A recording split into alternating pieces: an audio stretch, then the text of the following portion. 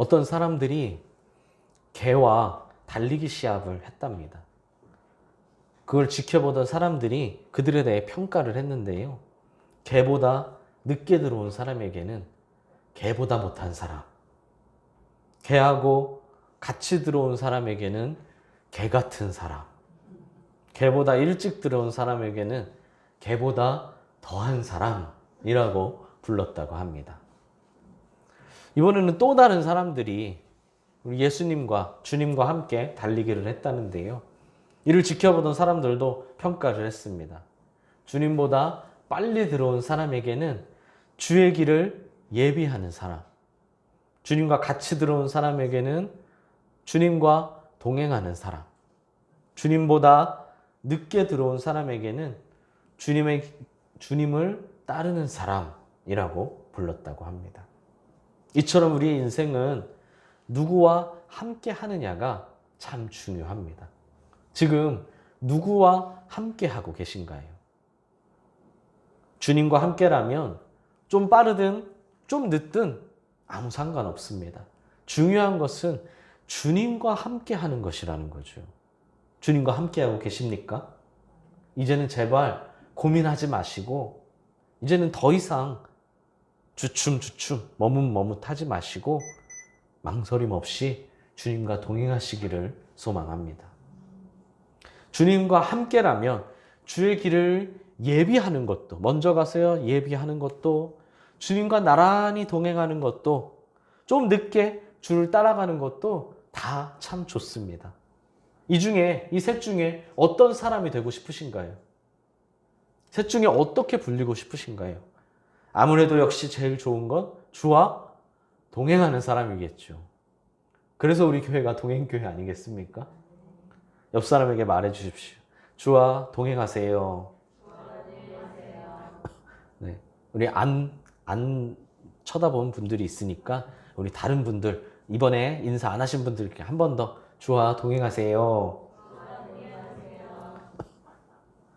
더욱 주와 동행하시는 우리 성도님들이 되시기를 소망합니다. 오늘 본문에는 이렇게 주님과 늘 동행하고 있던 제자들이 나옵니다. 이 제자들에게 예수님이 질문하시죠. 사람들이 인자를 누구라고 하느냐? 사람들이 인자를 누구라 하느냐? 인자, 이 말을 그대로 풀이하면 인자, 말 그대로 사람의 아들이라는 뜻입니다.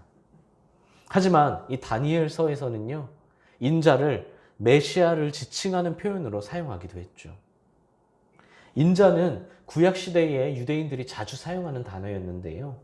처음 마태복음을 시작할 때 말씀드렸던 것처럼 이 마태복음의 제1차 1독자, 1차 대상자는 유대인이라고 했습니다.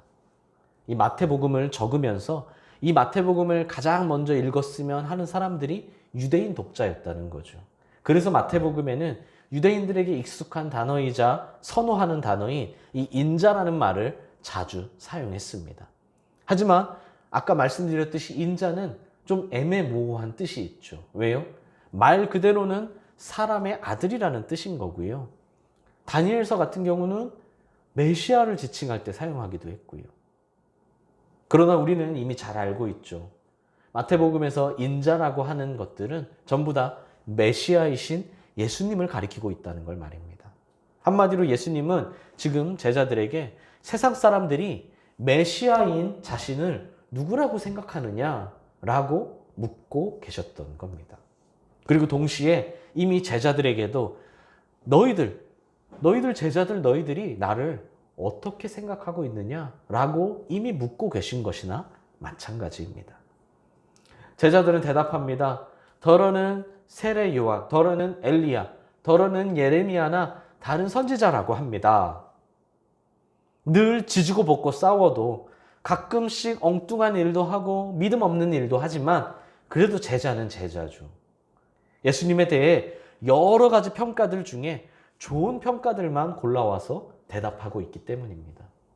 진짜로 이렇게 다 예수님에 대해 좋은 평가들만 있었을까요? 유독 종교 지도자들만 예수님을 반대했을까요? 그건 아니라는 거죠. 예수님을 먹기를 탐하는 자, 세리와 죄인의 친구, 심지어는 바알세불, 우상과 관련된 사람이라고 평가하는 사람들도 많았습니다. 예수님을 좋게 평가하고 예수님을 열심히 따르는 사람들이 많았던 만큼 그 반대의 사람들도 적지 않았다는 것이죠. 하지만 제자들은 좋은 대답들만 골라와서 말씀드렸습니다. 그 좋은 대답을 들으신 예수님의 기분은 어떠셨을까요? 입꼬리가 올라가며 흐뭇하셨을까요?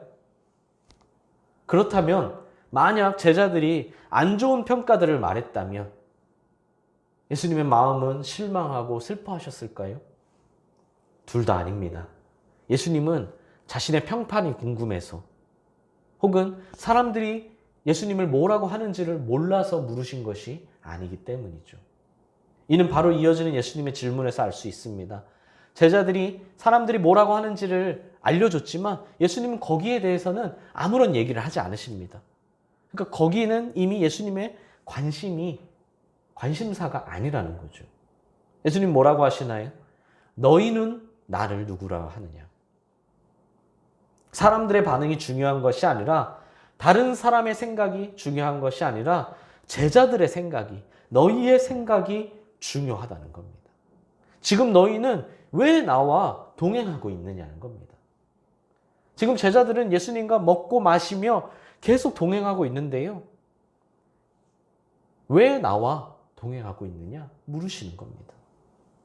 당시의 사람들은 예수님을 자신의 소망과 욕구에 따라 이해했습니다. 쉽게 말해 나에게 필요한 대로, 내가 원하는 대로 예수님을 내 생각에 맞춰서 믿고 따랐다는 것이죠. 내가 아프면 예수님을 치료자로 믿고, 내가 무지하면 예수님을 선생님으로 따르고, 내가 힘이 없으면 예수님을 정치적인 지도자가 되기를 원하며 따랐다는 겁니다. 그래서 예수님은 제자들에게 물으십니다. 사람들이 뭐라고 하든지, 세상 사람들이 예수님을 누구라고 이해하든지 상관없이 제자들만은 바르게 알아야 했고 또 바르게 알고 있을 것이라고 기대하셨기 때문입니다. 그리고 그 똑같은 질문은 오늘날 우리에게도 던지십니다. 우리의 생각은, 나의 생각은 무엇이냐는 거죠. 베드로는 이렇게 대답했습니다. 주는 그리스도시요 살아계신 하나님의 아들이시니이다. 그는 일말의 주저함도 없이 아주 강한 확신으로 예수님은 그리스도이심을, 예수님은 하나님의 아들이심을 고백합니다. 베드로는 예수님이 누구신지에 대한 강한 확신과 믿음이 있었다는 거예요. 그리고 그의 대답은 놀랍도록 정확했습니다. 예수님은 그 유대인들이 그토록 바라고 기대하던 메시아이셨죠. 예수님은 구약에서 그렇게 간절히 부르짖고 갈망했던, 구약에서 그렇게 반드시 오신다고 예언했던 메시아였다는 겁니다. 제자들이 예수님을 따라다닌 지 무려 3년 만에 예수님이 메시아이시라는 걸 바르게 고백한 겁니다. 지금 우리 교회도 만 3년을 향해 달려가고 있죠. 그리고 그 이전에 이미 저와의 관계는 다 3년 이상이 넘으셨을 겁니다. 그렇다면 이제 우리도 바른 고백을 해야 한다는 거죠. 남의 고백에 묻혀가서는 안 됩니다. 사람들의 반응이 아니라 제자들의 믿음이 중요했던 것처럼 베드로가 아니라 나의 고백이, 나의 믿음이 중요하기 때문입니다. 여기서 우리가 절대 놓치지 말아야 할 건 베드로의 신앙 고백은 그의 깨달음이 아니었다는 겁니다. 그래서 예수님은 이렇게 말씀하시죠. 바요나 시몬아 내가 복이 있도다. 이를 내게 알게 하니는 혈육이 아니요 하늘에 계신 내 아버지시이다. 예수님을 향한 바른 신앙 고백은 흔히 말하는 우리가 혼자서 산에 가서 혹은 골방에서 득도할 수 있는 것이 아니라는 겁니다. 그래서 복이 있다고 말씀하시는 겁니다. 이 깨달음 자체가 가장 큰 복이기 때문이죠. 우리가 흔히 생각하는, 바라는 많은 돈, 큰 집과 자동차, 높은 명예와 힘, 이런 것들만이 복이 아니라는 겁니다. 그런 것들도 당연히 복이겠지만 진짜 큰 복은 무엇이냐는 거죠. 예수님을 향한 바른 신앙 고백이야말로 하늘로부터 오는 가장 큰 기쁨과 즐거움이자 가장 큰 복이라는 겁니다. 왜냐하면 이 깨달음을 주시는 분은 하나님이시기 때문입니다. 결코 인간의 지식과 지혜로는 얻을 수가 없죠. 인간의 능력으로는 알 수도 없고 행여 들어서 알게 된다고 하더라도 진실로 고백할 수는 없다는 겁니다. 하나님만이 우리로 하여금 마음으로 깨닫게 하시기 때문입니다. 하나님이 주시는 은혜를 의지할 때 비로소 참 진리에 도달하게 되는 것, 이것이 말로 진짜 복이라는 겁니다. 이 땅에선 하나님의 인도하심 속에 살 수 있고 우리 삶을 마치는 날에는 천국에서 영생 복락을 누리게 할 수 있는 것, 이것이야말로 진짜 우리에게 진정한 복이라는 겁니다. 할렐루야. 그래서 바울은 이를 위해서라면 이거에 방해되는 모든 것들은 내가 다 해로 여기겠다. 나에게 해를 주는 것으로 여기겠다. 다 배설물로 여기겠다라고 했죠. 아무리 좋은 집이어도 내가 이 복을 얻는데 방해가 된다면 그 집을 배설물로 여기겠다는 겁니다. 아무리 좋은 차여도 내가 이 복을 누리는데 방해가 된다면 그것은 나에게 이득을 주는 게 아니라 해를 주는 것으로 여기겠다고 했어요. 다른 것을 모두 버리는 한이 있더라도 그리스도를 얻을 수만 있다면 그것이 나에게 가장 큰 복이라는 겁니다. 이 참된 복을 가장 귀하게 여겨야 할 줄 믿습니다. 이 복을 가볍게 여기는 어리석은 자가 되지 마십시오. 살다가 우리가 언제 이런 복을 가장 귀하게 여기나요? 언제 이런 복들이 가장 마음속에 와닿습니까? 장례식장에서죠. 많은 사람들이 내가 그렇게 사랑하는 사람의 죽음 앞에서야 비로소 생명의 소중함, 복음의 소중함을 느낍니다. 그리고 다짐합니다.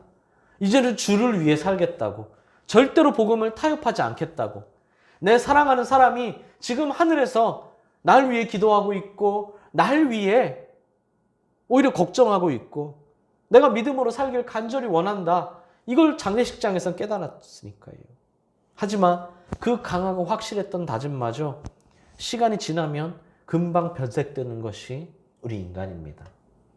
어느새 우리의 모습은 바울이 해와 배설물로 여긴 것을 얻기 위해 안달복달하고 살고 있다는 거죠.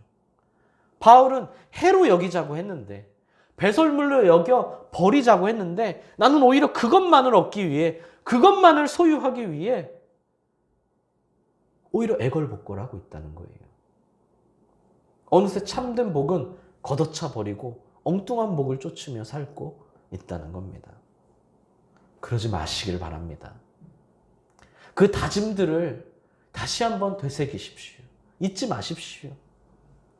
무엇이 진짜 참된 복인지, 지금 2022년 1월 16일 지금 나에게 진짜 가장 중요하고 급한 것은 무엇인지 다시 한번 생각해 보시길 바랍니다.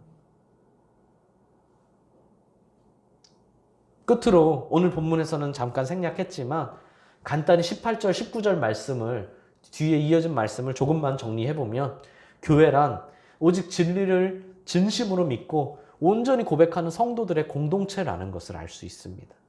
건물이 없어도, 체계적인 조직이나 시스템이 없어도 진리를 따르는 성도들이 함께하는 것, 이것이 교회라는 겁니다. 그리고 그 교회는 오직 바른 신앙 고백 위에서 세워집니다. 물질을 바탕으로 세워지는 것도 아니고, 베드로라는 사람을 통해서 세워지는 것도 아니고, 하나님께서 베드로에게 깨닫게 해주신 것처럼 올바른 신앙 고백이 바로 교회의 토대라는 것이죠. 그래서 큰 힘을 가졌어도 결국 피조물에 불과한 사탄의 권세로는 절대로 교회를 무너뜨릴 수 없는 겁니다. 지난주에 말씀드렸지만 아무리 인간이 강한 의지를 가져도요, 사탄의 속삭임 한 번에 무너지고 내려갔지 않았습니까? 하지만 교회는 그렇지 않다는 거예요. 교회는 예수님의 것이니까요.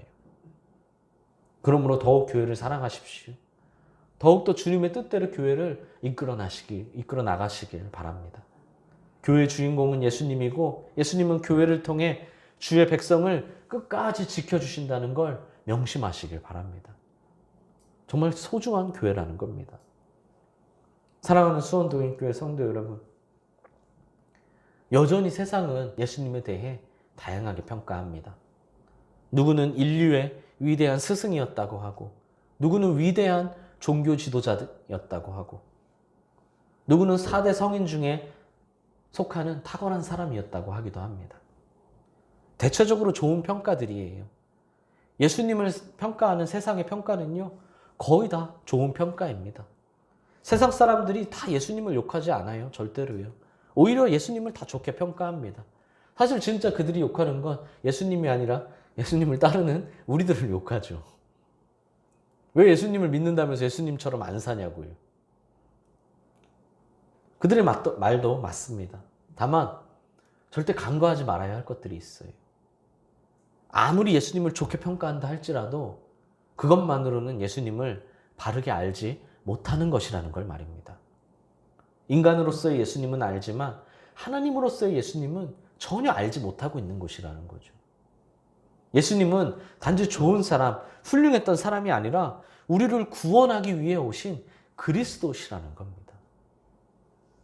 우리를 위해 성육신하신 성자 하나님이시고 우리를 위해 대신 죽으시고 부활하신 구세주라는 겁니다. 이걸 모른다면 아무리 예수님을 좋게 평가한다 해도, 아무리 예수님을 칭찬하고 높이 세운다고 해도 결코 그들에게 아무런 유익이 될 수 없습니다. 예수님이 이 땅에 오신 이유는 그 이유를, 그 핵심을 모른다면 말짱 꽝이라는 거죠. 아무리 예수님을 존경해도요. 그러므로 우리는 성경이 말하는 대로 예수님은 그리스도시고 하나님의 아들이심을 믿어야 할 줄 믿습니다. 확실히 믿고 계신가요? 그렇다면 그 믿음대로 사시기를 바랍니다. 그래야 세상 사람으로부터 욕도 안 먹을 수 있겠죠. 세상 사람들이 욕하는 게 뭔가요? 우리가 믿는 대로 안 산다는 거잖아요. 한 교회에서 장로님 한 분을 뽑기로 했는데 성도님들의 만장일치로 거론된 집사님 한 분이 계셨습니다. 그만큼 모두에게 인정받는 훌륭한 신앙과 성품의 소유자였어요. 문제는 믿음은 매우 훌륭한데 성경 지식이나 교리에는 너무 약한 것이었다는 거예요. 장로가 되려면요, 장로고시를 통과해야 합니다.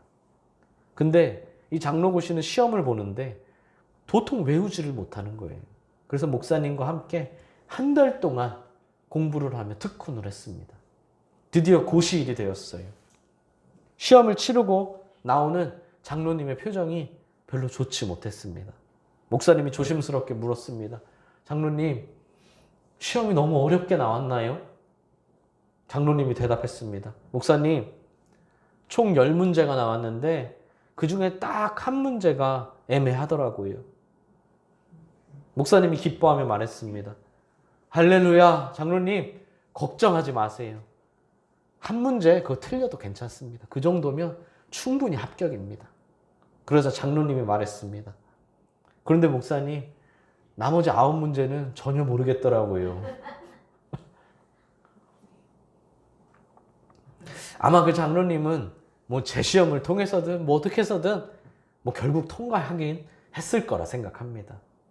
한 문제도 못 맞출 정도로 성경 지식은 부족하지만 그럼에도 누구보다 확실히 믿고 또 실천하고 있으니까요. 물론 당장은 떨어졌을 수도 있습니다. 어쩌면 평생 집사로 살았을지도 모르죠. 그 고시 하나 통과 못해서요. 근데 그러면 어떻습니까? 장로 안 되고 집사로 죽으면 어떻습니까? 장로가 되고 말고가 중요한 게 아니라 예수님을 누구로 믿는지가, 그리고 그 믿는 대로 사는지가 중요하다는 겁니다. 사랑하는 수원동인교회 성도 여러분, 나는 어떻습니까? 오늘은 우리가 아니라 나입니다. 우리 교회가 예수님을 어떻게 고백하느냐가 아니라, 우리 목장이 예수님을 어떻게 고백하고 있느냐가 아니라 나는 예수님을 어떻게 고백하고 있느냐는 겁니다. 예수님을 어떻게 고백하고 계신가요? 세상 사람들이 다 예수님을 바로 알지 못해도 내가 예수님을 바로 알면 나는 구원받을 수 있습니다. 반대로 세상 사람들이 다 예수님을 알아도 내가 예수님을 알지 못하면 나는 구원받을 수 없습니다. 절대로 오해하시면 안 됩니다. 바른 신앙 고백을 하는 교회에 다닌다고 해서 내가 구원받는 것이 아니라는 겁니다. 우리 교회가 과연 올바른 신앙 고백을 하고 있는지는 굉장히 중요한 문제입니다. 그러나 거기에서 그치면 안 된다는 겁니다. 교회만 점검하려 하지 마시고 나 자신을 점검해야 한다는 겁니다. 내가 바른 신앙 고백을 해야 한다는 거죠. 예수님은 우리 교회에 물으시는 것이 아니라 나에게 물으시기 때문입니다. 너는 나를 누구라 하느냐? 오늘 설교 처음에 인자의 일반적인 뜻은 사람의 아들, 평범한 사람이라고 했습니다. 그러나 다니엘서에서도 그렇고 복음서에서도 그렇고 인자는 메시아이신 예수님을 가리킨다고 했죠. 결국 인자를 무엇으로 이해할 것이냐? 이것은 받아들이는 사람의 몫이라는 겁니다.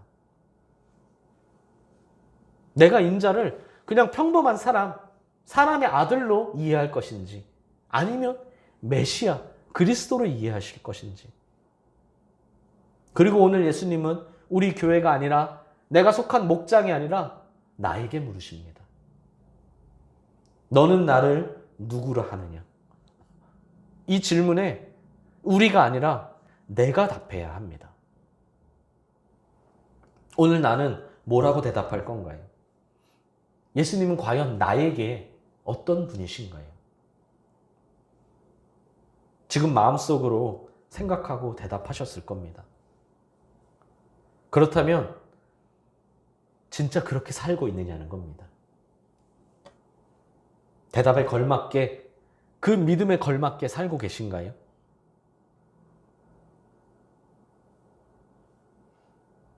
그리스도라고, 메시아라고 대답하셨다면 정말 그 메시아에 맞게 내가 찬양하며 살고 있고, 기도하며 살고 있고, 동행하며 거룩하게 살고 있고, 헌금하며 살고 있고, 헌신하고 봉사하며 살고 있고, 희생하며 살고 있느냐는 겁니다. 저는 잘 모릅니다. 감히 제가 평가할 수는 없습니다. 하지만 주님은 다 아십니다. 그리고 주님은 평가하십니다. 그리고 이 평가에 대해서는 그 무엇보다 예리하고 날카로운 검보다 더 정확하게 평가하십니다. 평가의 순간만은 우리 주님은 그 누구보다 정확하게 하십니다. 마지막으로 다시 한번 묻겠습니다. 예수님을 누구로 믿으시나요? 그 믿음대로 살고 계신가요? 오늘 주님께 칭찬받은 베드로처럼 나의 믿음이 주님께 칭찬받으시길 소망합니다. 더 이상 우리에 묻어가지 마시고 나의 믿음을 보이시고 나의 믿음이 칭찬받으시길 바랍니다. 더 나아가 그 믿음대로 사는 나의 삶을 주님께 더욱 칭찬받는 사랑하는 우리 성도님들 되시기를 간절히 소망합니다.